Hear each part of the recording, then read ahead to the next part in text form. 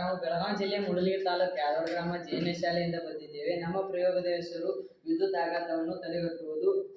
ಈ ಪ್ರಯೋಗವನ್ನು ಮಾಡಲು ಕಾರಣವೇನೆಂದರೆ, ವೈರ್ಗಳು ಆಕಸ್ಮಿಕ ಕಾರಣದಿಂದ ಒಂದಕ್ಕೊಂದು ತಗುಲಿದಾಗ ಅಲ್ಲಿ ಕಿಡಿ ಉಂಟಾಗಿ ಕೆಳಗೆ ಬಿದ್ದರೆ ರೈತ ಬೆಳೆದಿರುವ ಬೆಳೆಯೆಲ್ಲ ಹಾನಿಯಾಗುತ್ತದೆ. ಅದೇ ರೀತಿ ಎರಡನೆಯ ಸಮಸ್ಯೆ ಏನೆಂದರೆ, ವೈರ್ ಆಕಸ್ಮಿಕ ಕಾರಣದಿಂದ ಕಟ್ ಆಗಿ ಕೆಳಗೆ ಬಿದ್ದಾಗ ಅಲ್ಲಿ ಭೂಸಂಪರ್ಕವಾಗುತ್ತದೆ.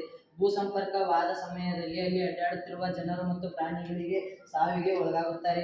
ಅದೇ ರೀತಿ ಮೂರನೇ ಸಮಸ್ಯೆ ಏನೆಂದರೆ, ರೈತ ಬೆಳೆದ ನಂತರ ರಾಶಿಯನ್ನು ತೆಗೆದುಕೊಂಡ ಮೇಲೆ ಉಳಿದ ಕಸಕಡ್ಡಿಗಳಿಗೆ ಉರಿ ಹಚ್ಚುತ್ತಾನೆ. ಉರಿ ಹಚ್ಚಿದ ಸಮಯದಲ್ಲಿ ವೈರ್ಗೆ ಆ ಬೆಂಕಿ ತಗಲಿ ಕಟ್ಟಾಗಿ ಕೆಳಗೆ ಬಿದ್ದಾಗ ಅಲ್ಲಿ ಅರ್ಥಿಂಗ್ ಆಗಿ ಅಲ್ಲಿ ಇರುವ ಜನರಿಗೆ ಮತ್ತು ಪ್ರಾಣಿಗಳಿಗೆ ಸಾವಿಗೆ ಒಳಗಾಗುತ್ತಾರೆ. ಅದೇ ರೀತಿ ನಾಲ್ಕನೇ ಸಮಸ್ಯೆ ಏನೆಂದರೆ, ಮಳೆ ಬಂದ ಸಮಯದಲ್ಲಿ ಕಂಬದಿಂದ ಹರಿದು ಬಂದು ಭೂಸಂಪರ್ಕವಾದಾಗ ಆ ಸಮಯದಲ್ಲಿ ಯಾವ ಕಂಬದಲ್ಲಿ ವಿದ್ಯುತ್ ಹರಿಯುತ್ತಿದೆ ಎಂದು ಜನರಿಗೆ ಮತ್ತು ಪ್ರಾಣಿಗಳಿಗೆ ಗೊತ್ತಾಗುವುದಿಲ್ಲ.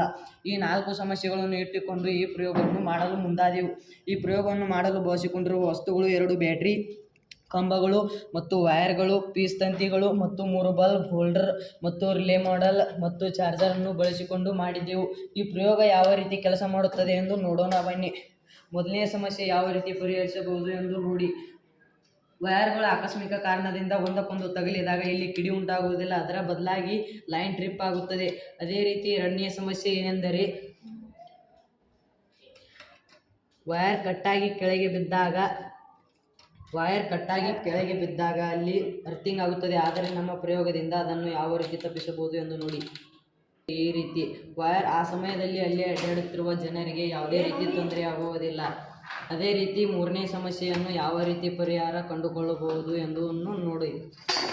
ರೈತನು ಕಸಕಡ್ಡಿಗಳಿಗೆ ಉರಿ ಹಚ್ಚಿದ ಸಮಯದಲ್ಲಿ ಅಲ್ಲಿ ವೈರ್ಗಳಿಗೆ ತಗಲಿ ಅಲ್ಲಿ ಕಿಡಿ ಉಂಟಾಗಿ ಕೆಳಗೆ ಬಿದ್ದು ಅರ್ಥಿಂಗ್ ಆಗುತ್ತದೆ. ಆದರೆ ನಮ್ಮ ಪ್ರಯೋಗದಿಂದ ರೈತ ಕಸಕಡ್ಡಿ ಹಚ್ಚಿದ ಉರಿಗಳಿಗೆ ಅದರ ತಾಪಮಾನವು ತಾಪಮಾನದ ಸೆನ್ಸರ್ಗೆ ತಗಲಿದಾಗ ಲೈನ್ ಟ್ರಿಪ್ ಆಗಿ ಈ ರೀತಿ ಕೆಲಸ ಮಾಡುತ್ತದೆ.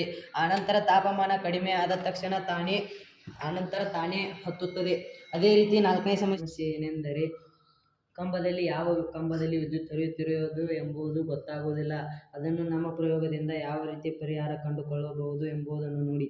ಒಂದಕ್ಕೊಂದು ಕಂಬದಲ್ಲಿ ವೈರ್ಗಳು ಮಳೆ ಬರುತ್ತಿರುವ ಸಮಯದಲ್ಲಿ ಅಲ್ಲಿ ನೀರಿನ ಮೂಲಕ ವಿದ್ಯುತ್ ಹರಿಯುತ್ತಿರುತ್ತದೆ ಕಂಬದಲ್ಲಿ. ಅದನ್ನು ನಮ್ಮ ಪ್ರಯೋಗದಿಂದ ಯಾವ ರೀತಿ ಪರಿಹಾರ ಕಂಡುಕೊಳ್ಳಬಹುದು ಎಂಬುದನ್ನು ನೋಡಿ. ಈ ರೀತಿ ನಮ್ಮ ಪ್ರಯೋಗದಿಂದ ಈ ಸಮಸ್ಯೆಯನ್ನು ಪರಿಹಾರವನ್ನು ಕಂಡುಕೊಳ್ಳಬಹುದು. ಜನರಿಗೆ ಕೆಂಪು ಸಿಗ್ನಲ್ ಅನ್ನು ನೋಡಿದ ತಕ್ಷಣ ಇದರಲ್ಲಿ ವಿದ್ಯುತ್ ಹರಿಯುತ್ತಿದೆ ಎಂಬುದು ಗೊತ್ತಾಗುತ್ತದೆ. ಆದರೆ ಪ್ರಾಣಿಗಳಿಗೆ ಅದನ್ನು ನೋಡಿದ ತಕ್ಷಣ ಗೊತ್ತಾಗುವುದಿಲ್ಲ. ಆದ್ದರಿಂದ ಅಲ್ಲಿ ಬಜರ್ ಶಬ್ದದಿಂದ ಯಾವುದೇ ಪ್ರಾಣಿಗಳು ಕಂಬದ ಹತ್ತಿರ ಬರುವುದಿಲ್ಲ. ಈ ರೀತಿ ನಮ್ಮ ಪ್ರಯೋಗ ಕೆಲಸ ಮಾಡುತ್ತದೆ. ಧನ್ಯವಾದ.